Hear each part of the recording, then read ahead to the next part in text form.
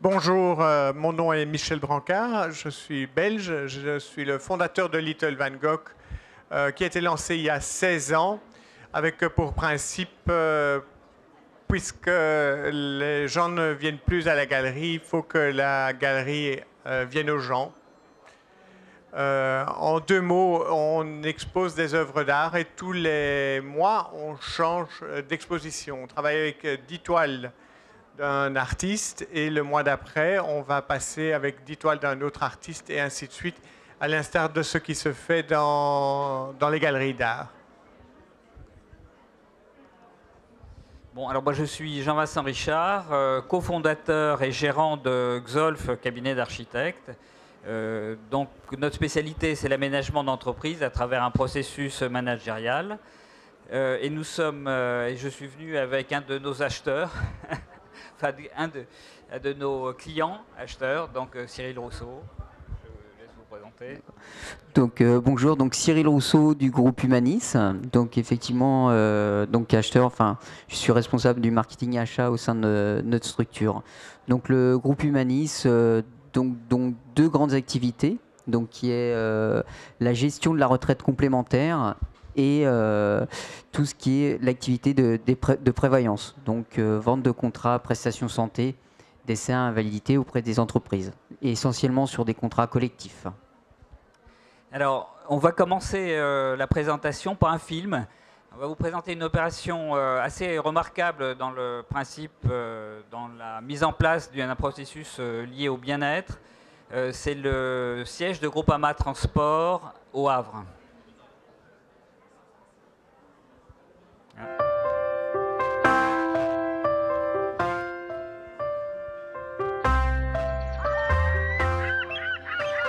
Depuis les années 80, nous étions installés dans un ancien hôtel, le Normandie. Entre les années 2000 et 2009, notre effectif a progressé de l'ordre de 46%. Nous sommes passés donc sur un nouvel immeuble moderne, très accueillant et surtout très fonctionnel.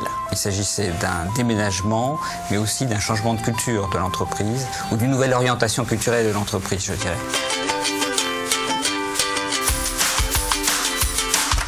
Alors ici, on se trouve dans la salle de sport de Groupama Transport, orientée cardiologie, pour faire un petit peu de fitness.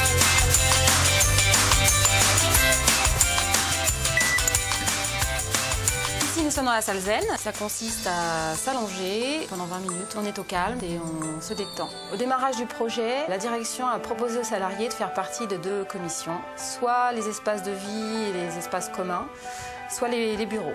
Et donc moi je fais partie de celui des espaces de vie. Grâce aux commissions, nous avons pu recenser ses besoins et ses attentes des salariés. Et nous avons eu la chance, chez Groupama Transport, de pouvoir les mettre en place. On travaillait avec le cabinet d'architecte intérieur, avec le maître Feng Shui. Lorsque l'on traite un projet de ce type, ce qui est important pour nous, c'est qu'il y ait un vrai dialogue et qu'il y ait une implication, je dirais, de l'utilisateur dans la conception même du projet. Ce que l'on vise, en fait, en finale, c'est l'appropriation par tout le monde. Là, c'est du tout neuf, hein, du coloré. C'est fait pour qu'on puisse être à l'aise dans le travail quotidien. Le midi, le fait de retrouver des collègues qui ne sont pas de notre service, avec une très grande convivialité, c'est très sympathique.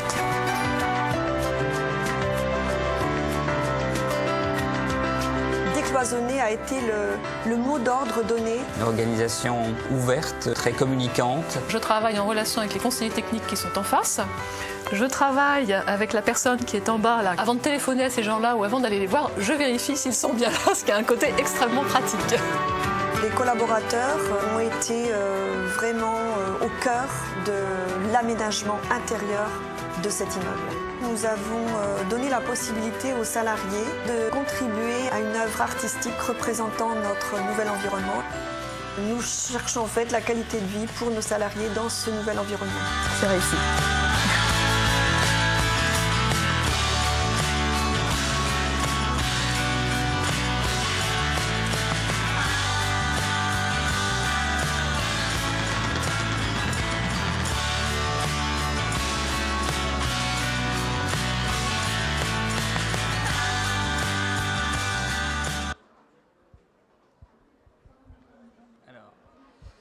Donc l'opération que vous venez de voir est quand même une opération assez forte. Alors il faut savoir que la notion de bien-être est d'abord une notion de managériale, c'est-à-dire qu'il faut qu'il y ait au niveau de l'entreprise une vraie volonté de mise en place de cette opération, avec toute l'envergure, je dirais, toute l'échelle qu'il faut pour mettre ça dans l'entreprise. C'est vraiment un aménagement et pour l'entreprise vraiment le moyen de faire comprendre ou d'intégrer les salariés, les collaborateurs, les utilisateurs dans le processus global de l'entreprise. Et c'est un signe très fort. Quand il est bien pris au départ, et ça a été le cas chez Groupama Transport, où le secrétaire général Patrick Le Cerf, excusez-moi, a eu vraiment une volonté dès le départ de créer des commissions, d'intégrer et de discuter avec les utilisateurs, de mettre en place des éléments d'animation autour de tout le projet d'aménagement et d'intégrer évidemment une dimension, je dirais, esthétique très forte, tout en se mettant dans le respect de l'efficacité, de l'optimisation capacitaire du bâtiment.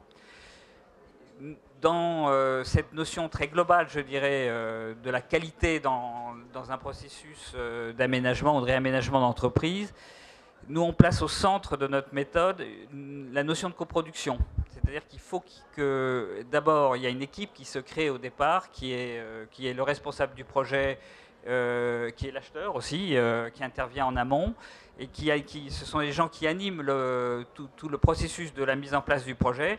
Il y a des décisionnaires, donc c'est tout ce qui est CODIR et COPIL. C'est-à-dire c'est des organismes qu'il faut aider où il y a une aide à la décision à mettre en place. Il y a une communication il y a aussi une communication à étayer. Et puis, d'une manière générale, il faut arriver à avoir un espèce de contrôle technique de tout ce projet dans ce processus, en intégrant systématiquement tous ces éléments de bonheur, si je puis dire, ainsi, dans le cadre d'un projet. Et comme vous avez pu le voir sur ce film, c'est parfaitement réussi. C'était d'autant plus réussi, il faut le dire, qu'il y a eu des plus, comme la réalité augmentée, je dirais que c'est le bien-être augmenté, dans la mesure où le secrétaire général a mis un certain nombre d'animations en parallèle de l'opération simple d'aménagement, qui a été d'une part de faire une pièce de théâtre. Donc les équipes étaient dans le suivi du projet, créer une pièce de théâtre qui a été lancée au moment de l'inauguration. Et puis il y a eu cet atelier peinture qui est un élément qui a été assez fort, puisque il y a eu des volontaires qui ont participé à cet atelier, qui ont créé la peinture, qui ont montré la peinture à leurs collègues. Il y a eu des discussions sur le positionnement de la peinture. Et donc on se rend compte que, outre le fait de la communication, de la coproduction, de l'implication des gens qui sont les éléments essentiels, je dirais, de la réussite d'un projet de ce type-là, en définissant bien les choses, et bien les animations qu'on peut avoir, qui sont plutôt externes, je dirais, je renverrai la balle peut-être à Little Van Gogh, sont des éléments assez forts et qu'on doit intégrer dans le processus global, je dirais, de ce type d'opération.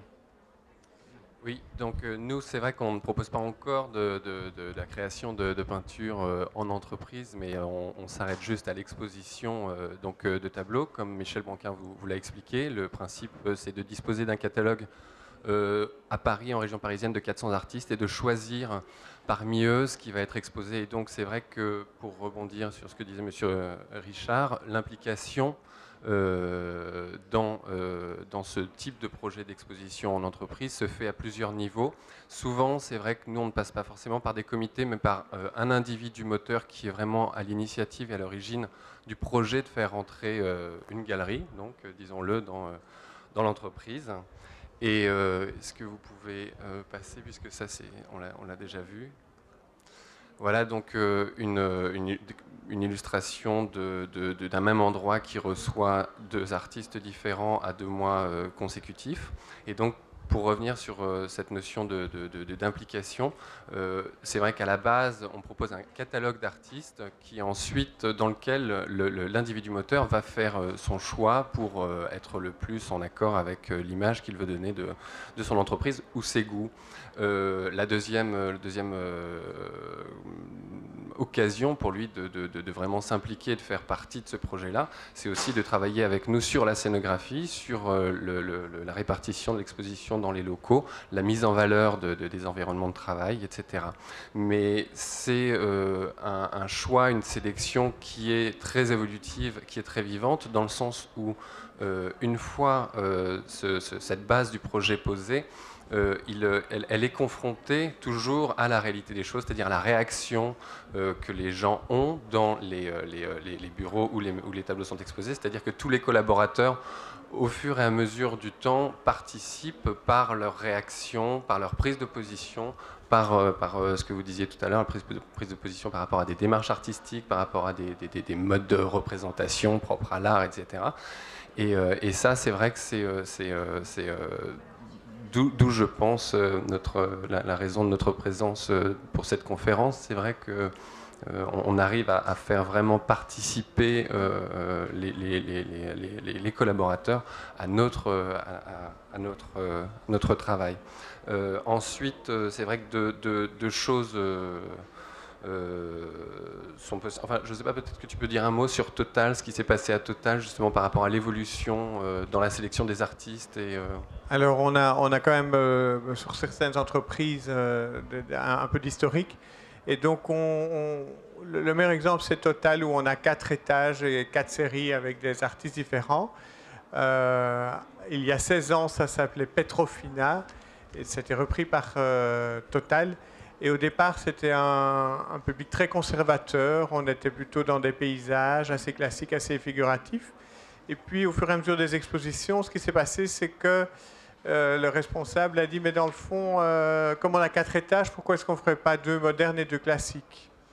Et avec l'arrivée de nouveaux artistes, j'ai voulu rediscuter d'une sélection avec toujours le même responsable chez Total, qui a dit, écoutez, c'est très simple, on s'est rendu compte que ce n'était pas la sélection des artistes qui était le plus important, mais le fait que vous veniez tous les mois, et vous pouvez venir avec tous les artistes que vous avez en catalogue, parce que vous suscitez l'intérêt, vous créez la réaction entre les collaborateurs, et vous faites passer les gens d'un étage à l'autre, ce qu'on n'était jamais arrivé à faire.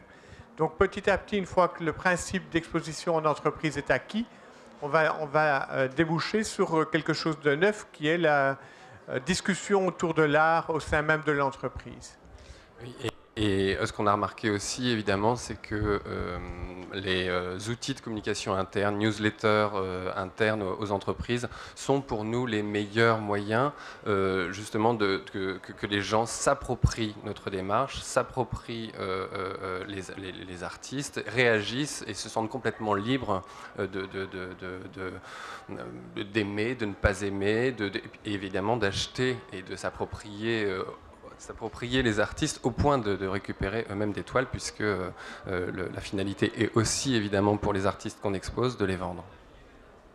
Un exemple, par exemple, à la galerie du Crédit Agricole à Guyancourt, où chaque mois, dans une newsletter interne, l'artiste qui est nouvellement exposé est présenté. On a exposé pour l'instant 3 fois, 3 artistes différents, et on a eu 3 ventes. 3 tableaux ont été vendus, 1 à chaque fois. Donc ça montre à quel point, ce qui ne s'est passé dans aucune autre entreprise, je crois, mais en même temps, l'effort de communication est vraiment là, et c'est un relais très très précieux pour nous. Alors, comme tu le disais tout à l'heure, il y a un débat qui se fait autour des peintures. Il se crée du coup une certaine transversalité, je veux dire, une appropriation. C'est vrai aussi, évidemment, dans l'architecture, dans l'aménagement, quand on fait un aménagement fort qui a vraiment du sens, qui représente quelque chose, qui est discuté. Et vous avez vu qu'il y avait des commissions chez Groupama qui s'étaient carrément intégrées dans les processus de choix de couleurs, de force, je dirais, de design et autres. Nous, on fait des projets qui ne sont pas du tout neutres en termes de visualisation, ces débats créent effectivement une espèce de culture commune autour des choix qui sont faits et du vécu qu'il va y avoir derrière. Là, par exemple, il s'agit d'un restaurant d'entreprise, interentreprise, qui était avant assez mal agencé.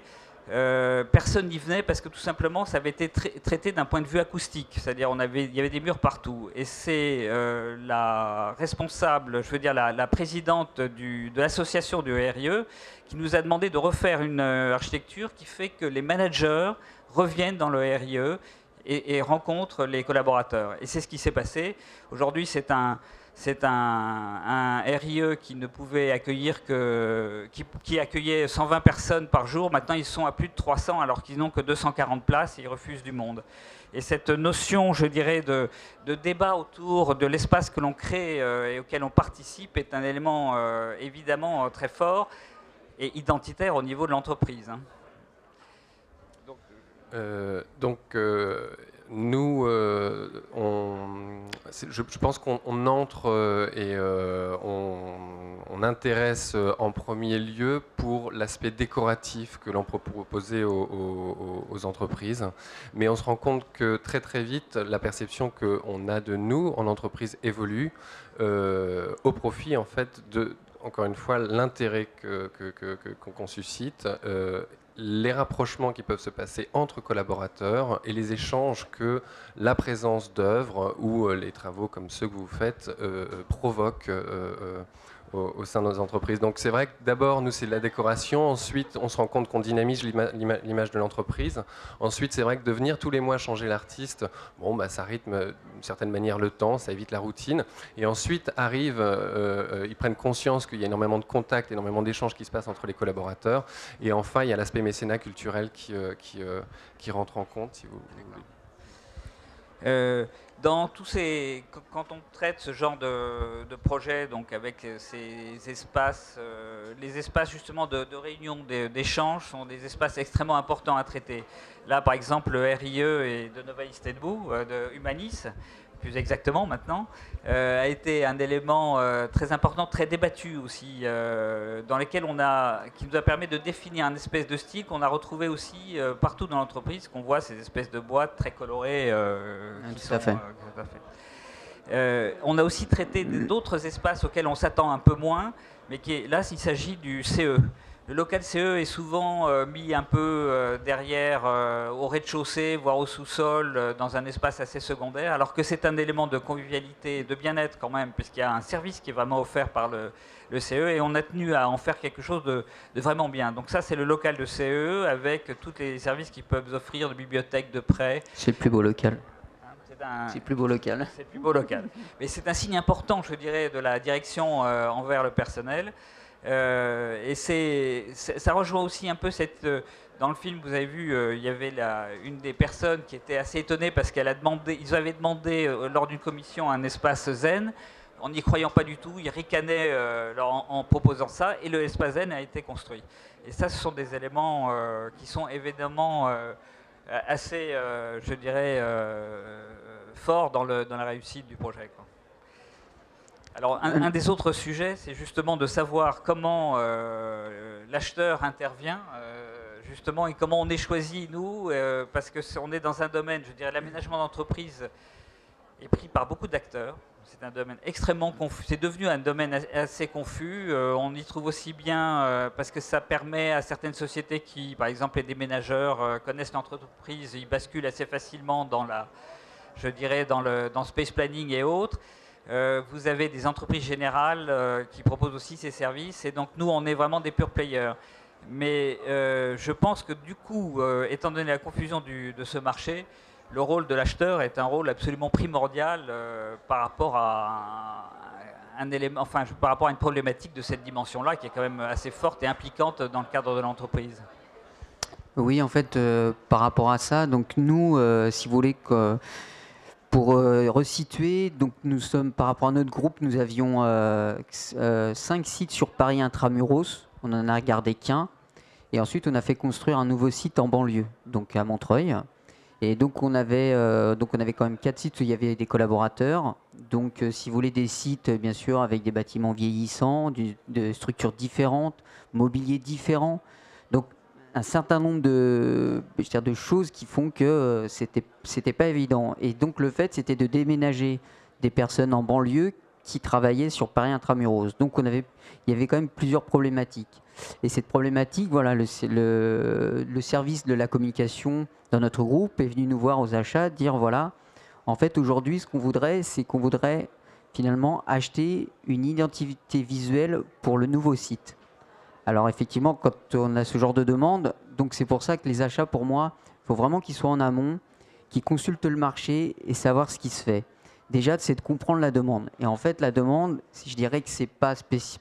Donc pour recadrer, c'est vrai que moi, en analysant, je me suis dit, c'est pas une identité visuelle, mais plus une identité culturelle. C'est-à-dire que parce que de toute manière, s'il y a un déménagement, il y a un changement des locaux. Donc, ça peut pas, donc obligatoirement, il y aura une identité visuelle qui sera changée. Mais par contre, on a un groupe avec, je veux dire, où l'humain, le risque psychosociaux sont très importants. Donc, il fallait, je dirais, avoir que les gens déménageants se retrouvent dans un univers qui se l'approprie et je dirais qu'ils se sentent bien, où il y avait du bien-être. Et donc effectivement, pour avoir consulté le marché, alors comme il y a beaucoup de créatifs dans l'identité culturelle, donc après ce qui associe finalement l'aménagement.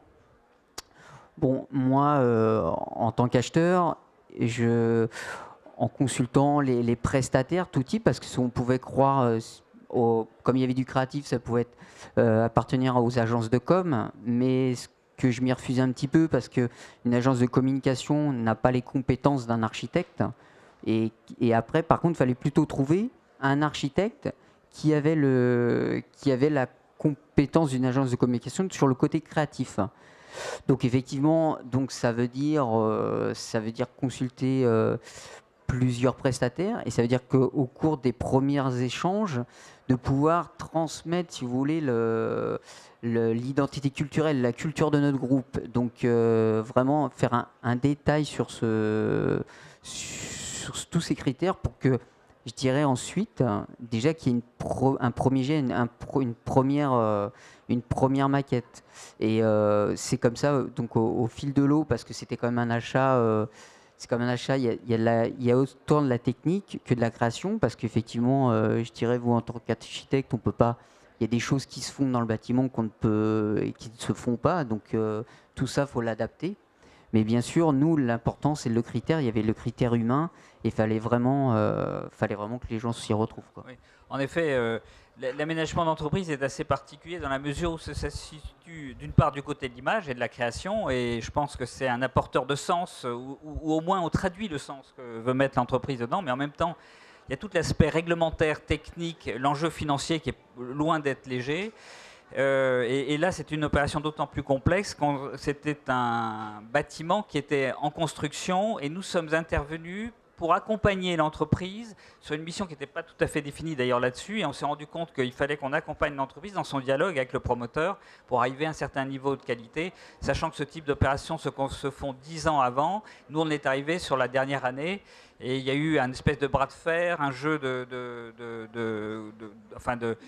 d'explication avec le promoteur et le client pour que le client arrive à ses fins en termes d'expression de ses besoins et de son aménagement. Et donc là, une fois qu'on est arrivé dans le dialogue avec le promoteur, l'accompagnement était assez lourd et conséquent, sachant qu'il faut régler toutes les parties réglementaires effectivement qui sont assez précises, se mettre dans le cadre d'un achat responsable aussi, dans un bâtiment HQE, et puis de bien répondre aux besoins et à la qualité demandée. Tout à fait.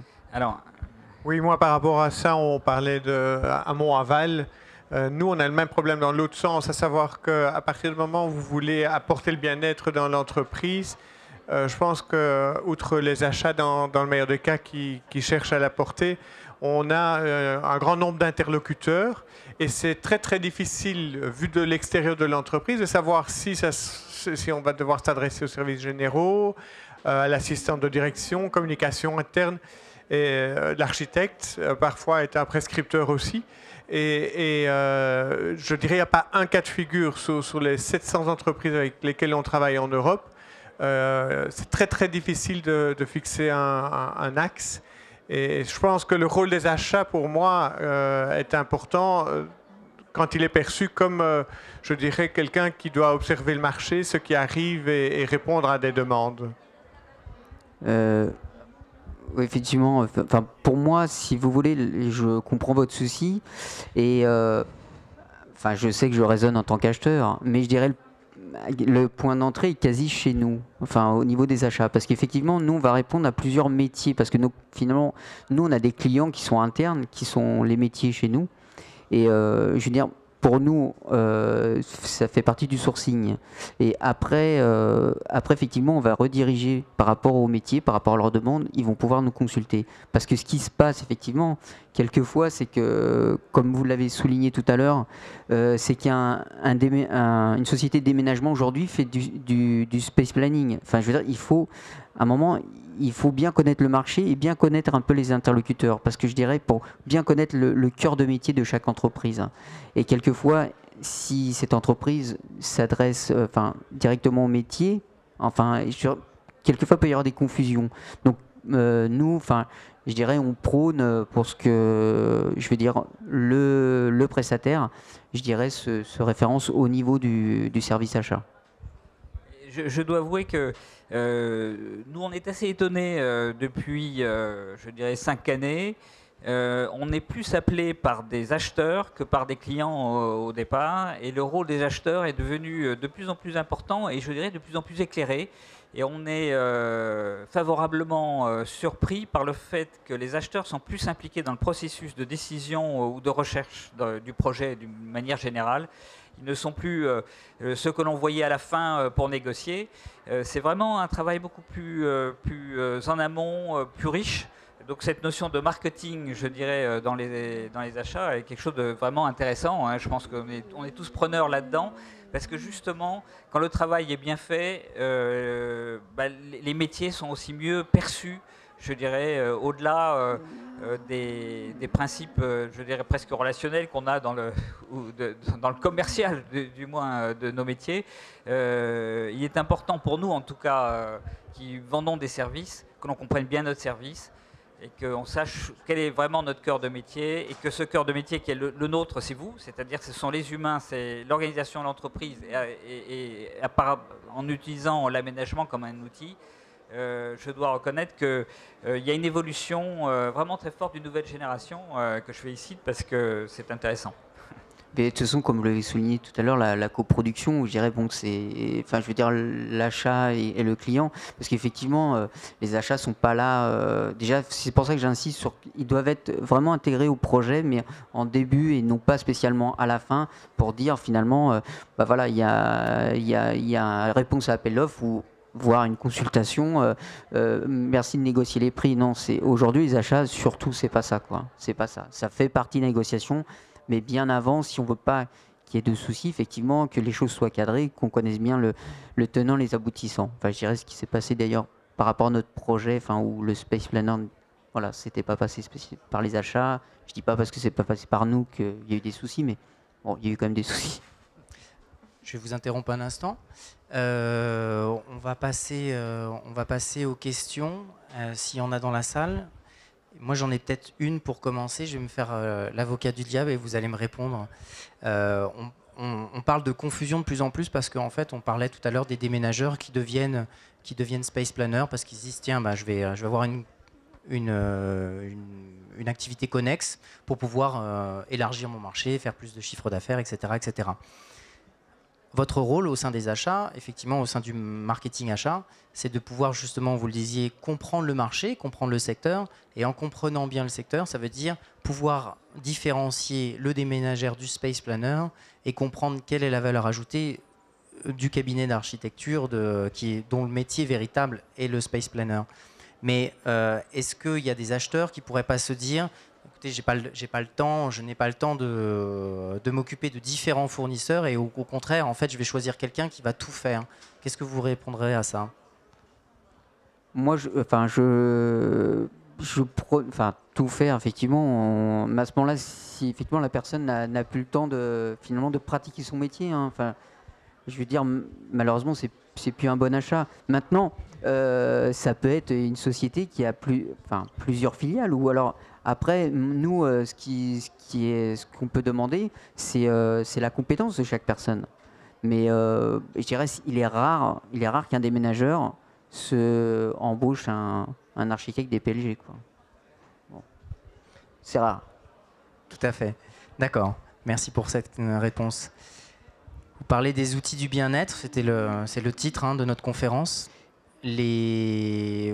Donc de réfléchir à des critères. Oui, vous voulez dire ajouter quelque chose? D'accord. C'est peut-être par rapport à ça. D'accord. Et donc du coup, en fait, réfléchir à l'implication de plus en plus des achats à différents niveaux, et entre autres sur l'aspect de environnement de travail, peut-être en partenariat en fonction avec les services généraux. Oui. Justement, ça rejoint un petit peu la problématique d'avant. Aujourd'hui, le bien-être, on le met à toutes les sauces. Oui. On reçoit... Il y a des modes comme ça. Il faut savoir que le bien-être, ça vient juste après la lutte anti-stress. Je ne sais pas si vous vous souvenez. Donc, on est dans des systèmes... On a besoin de ça parce que ça permet d'avancer. Je veux dire que le bien-être amène peut-être une expression qui est peut-être moins indirecte, qui est peut-être la génération Y. On ne se rend peut-être pas bien compte, mais les entreprises aujourd'hui sont confrontées à une nouvelle génération qui a besoin justement d'une qualité de vie, qui revendique une qualité de vie, qui est moins attachée à l'entreprise, mais qui, quand elle y est, a besoin d'avoir cette qualité de vie. Et donc il y a un décodage justement de tous ces termes. Et je dirais qu'il y a un décodage à la fois de ce que cette offre, je dirais, un petit peu pléthorique et verbale, par rapport aux besoins de l'entreprise et à l'analyse qu'il y a dedans. Et je pense que là, de ce côté-là, il y a une formulation à trouver au niveau des acheteurs qui n'est pas négligeable en relation avec les différents services internes de l'entreprise. Alors, effectivement, les critères, et comme vous le dites, le bien-être, à la limite, chacun peut avoir sa vision du bien-être. Donc, mais par contre, nous, ce qu'on a fait par rapport, ne serait-ce que sur l'aménagement, ne serait-ce que sur le mobilier, donc avoir étudié le mobilier bien en amont, etc., c'est qu'on a convoqué, je veux dire sur le base du volontariat, un panel de nos collaborateurs. On a fait un espace témoin, si vous voulez, pendant la construction. Et là, bien sûr, on leur a demandé de noter comment ils percevaient le mobilier. Enfin, je dirais que ce soit par rapport à...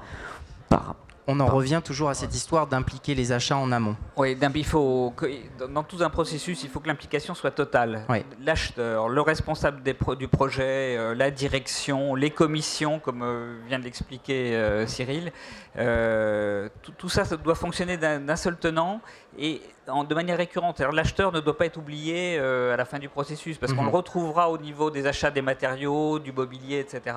Et donc c'est vraiment un contexte, et plus il est collaboratif, je dirais, parce qu'on est aujourd'hui dans un domaine collaboratif, on se pose des tas de questions autour de tout ça dans l'entreprise. On est sûr d'être dans un cadre du bien-être. Et avec une chose importante, c'est que ce qui est vendu en interne dans l'entreprise doit être effectivement réalisé lors du projet. D'accord. Juste une question pour Monsieur Brancard. Moi, je voudrais juste rajouter dans les personnes vraiment capitales à ne pas oublier, c'est qu'une fois qu'on a monté tout ça, la communication interne doit être faite et bien faite pour justement le dynamiser et bien faire valoir ce qui a été fait. Parce que parfois, on a tout fait et puis on a oublié de le dire. Et c'est un peu dommage.